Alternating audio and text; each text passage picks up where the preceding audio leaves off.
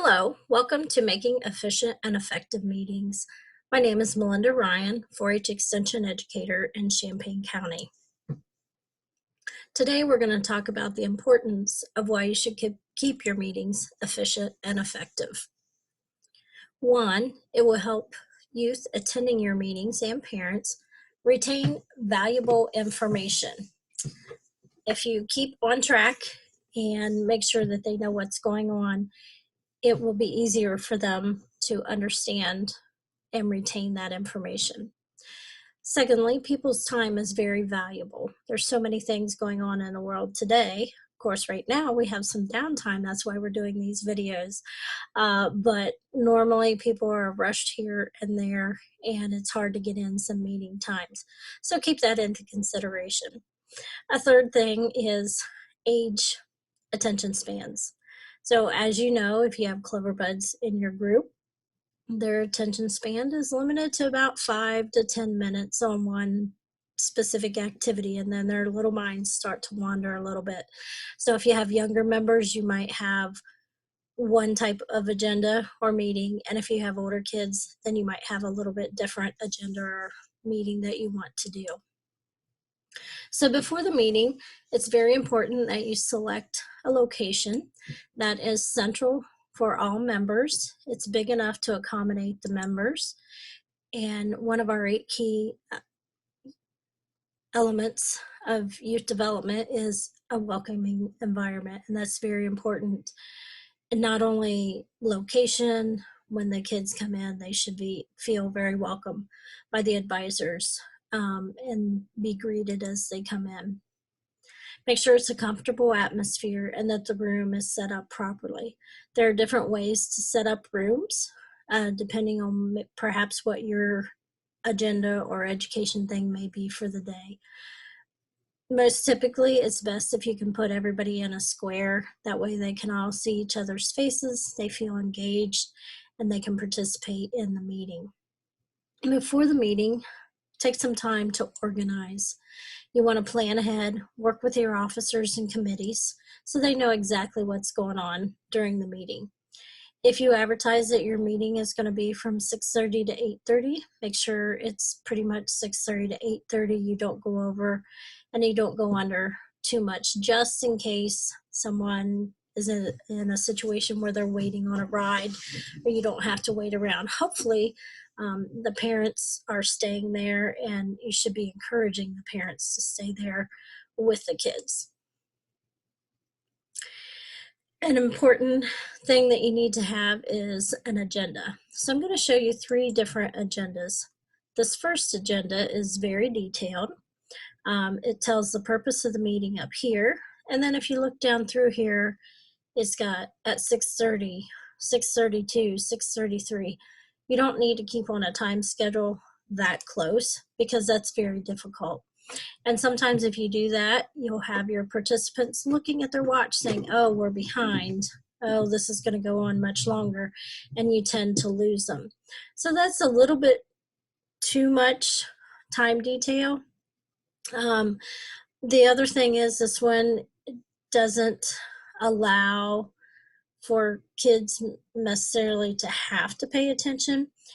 There's parts of this that might be good if their parents don't stay, or if you have young kids who can't write things down, then you might want to look at something to that effect. The second agenda is very simple. It basically tells you what's going to happen. It doesn't say exactly when you're going to start. Your time for your meeting is at 6:30, but that could be your welcome prior to. So this is very general. Usually if you have an agenda like this, you want to leave some spaces in between to allow people to write notes. And then our third agenda, this is kind of a combination of the two. It gives a start time, and it goes through your business part of your meeting, and it gives a half hour for that, which sometimes long. We recommend 15-20 minutes, probably at the most, is what you're going to have for those meetings. At 7 o'clock, you're going to start the educational part of your program. So perhaps if you have a larger club, You have your business meeting from 6:30 to, say it lasts 20 minutes, you got a 10-minute break, and you're going to divide the kids up into groups, and then you're going to start your educational programs from 7 to 8. And then at 8 o'clock, you'll have your recreation and refreshment time. So you'll notice up here at the top, there is an ending time to the meeting. If you are running to a point where maybe you're in a building and you have to be out by a certain time, you would want to put that meeting time in there. And it kind of says, okay, it's time to go home, and then no one has to be the bad guy saying, okay, the meeting's over. They already know ahead of time about when they'll be leaving. So there's 3 different types of agendas. You can take a combination of all those for whatever works for you for your particular meeting or your particular audience that you have.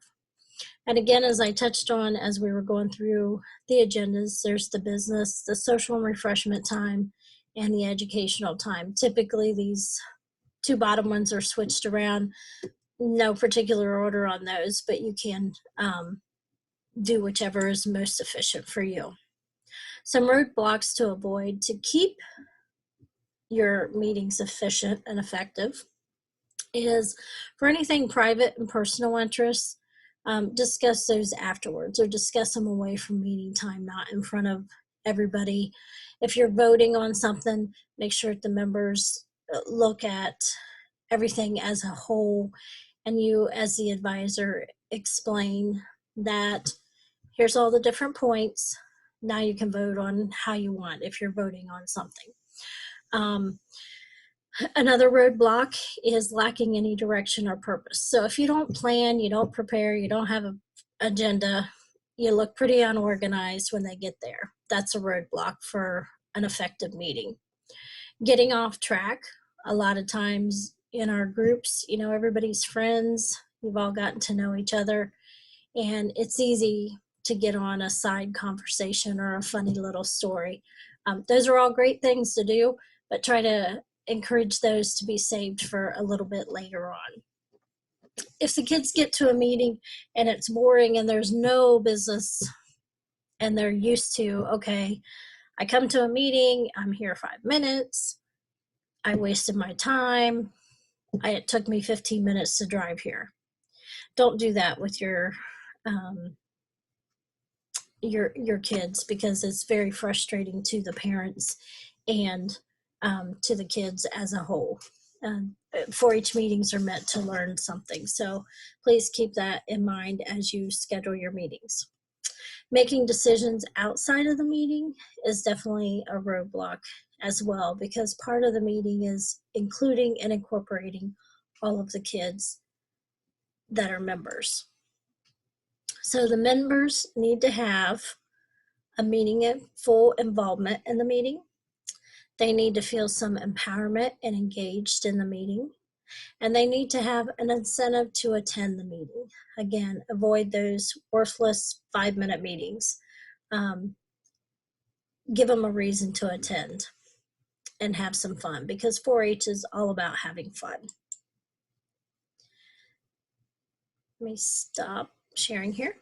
So if you have any questions, that was kind of a large meeting in a short time period. My information is on the screen, so feel free to contact me at any time. If you'd like handouts or anything to help you with your meetings, I'll be glad to help. Thank you, stay safe, and have a great day.